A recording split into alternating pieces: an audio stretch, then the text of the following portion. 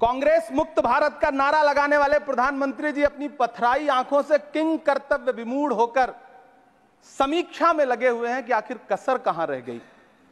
सभापति महोदय, सारे प्रहसन किए गए, भाषाई मर्यादा को तार तार किया गया, एक पूरी कौम को घुसपैठिया पुकारा गया, मछली, मंगल सूत्र, भैंस से होते हुए मुजरा जैसे शब्दों से भाषणों को सजाया गया, चुने हुए मुख्यमंत्रियों को जेल भेजा गया, महाराष्ट्र में राजनीतिक दलों को तोड़ा गया, उनके सिंबल छीने गए, चाहे वो शिवसेना हो, चाहे वो एनसीपी हो, विपक्ष के सबसे बड़े दल के बैंक अकाउंट को फ्रीज किया गया। उसके बाद मोदी सरकार चुनाव लड़ने के लिए जनता के दरबार में गई, लेकिन वाहरी जनता ने दिखा दिया कि दर्द की हद से गुजारे तो सभी जाएंगे, दर्द की हद से गुजारे तो सभी जाएंगे, तैरे या डूबे किनारे तो सभी जाएंगे, कोई कितनी भी बुलंदी पे चला जाए मगर आसमानों से उतारे तो सभी जाएंगे। जनता ने दिखा दिया इस देश की। मैं महामहिम राष्ट्रपति महोदया के भाषण पर चर्चा करने के लिए, अभिभाषण पर चर्चा करने के लिए यहां खड़ा हुआ। सरकारी भाषण की मजबूरियां होती हैं, सरकार की तारीफ करनी पड़ती है, लेकिन जिस एक शब्द के इर्द गिर्द पूरा भाषण बुना गया था वो था अमृतकाल। सभापति महोदय, छात्र नौकरी मांगने पर लाठियां खा रहे हैं, 2 जून की रोटी मुहाल है, पेपर लीक ने लाखों छात्रों का भविष्य चौपट कर दिया है और देश को बताया जा रहा है कि अमृतकाल आया है। कभी कभी मेरा मन करता है कि मणिपुर में निर्वस्त्र करके घुमाई गई बेटियों से पूछूं कि अमृतकाल आया है या नहीं आया है। कभी कभी मेरा मन करता है सभापति महोदय कि देश के लिए ओलंपिक लाने वाली बेटियां जो इसी जंतर मंतर पर घसीटी गई, उनसे पूछूं कि अमृतकाल आया है कि नहीं आया है। कभी कभी मेरा मन करता है कि रात के 2 बजे बिना परिवार की मर्जी के हाथरस में जलाई गई उस दलित बिटिया जो बलात्कृत थी, उसको स्वर्ग में संदेशा भेजूं और उससे पूछूं कि आया हुआ अमृतकाल तुम्हें दिख रहा है या नहीं दिख रहा है।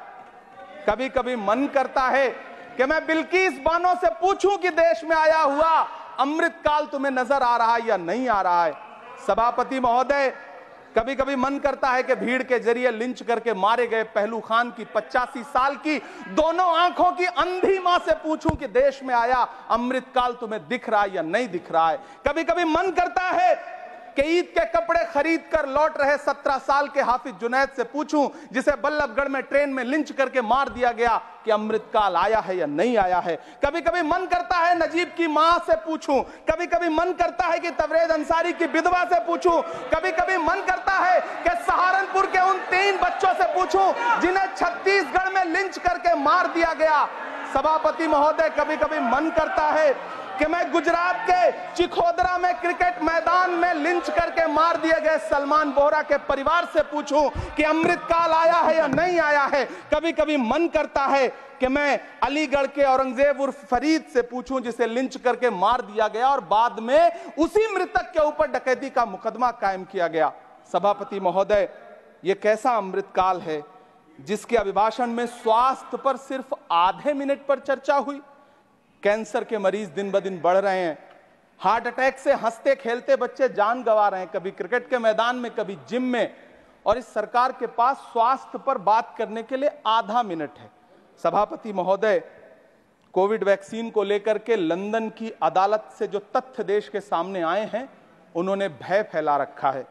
कांग्रेस की सरकारों ने भी चेचक, पोलियो और प्लेग जैसी महामारियों के टीके लगवाए, लेकिन न तो कभी सर्टिफिकेट पर अपना फोटो छपवाया और न कभी उसके नाम पर वोट मांगे।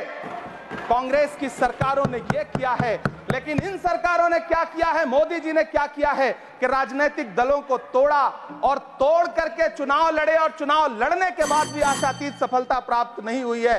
सभापति महोदय, अंतिम 1 मिनट आपसे लूंगा, मुझसे बहुत सारे। आधा minute please, 1 minute sir. You have made a speech, you know what you have did. अंत में सभापति महोदय, मैं अंत में यही कहना चाहता हूं कि चुनाव समाप्त हो चुके हैं, सरकार बन चुकी है, लेकिन मुझे इस देश के प्रधानमंत्री जी से यह कहना है कि आप नारे लगाते थे सबका साथ सबका विकास, चुनाव के बाद अंतिम बात सर की ये झूठी सच्ची अदाकारी, अंतिम बात शेर सुना लो, अंतिम बात।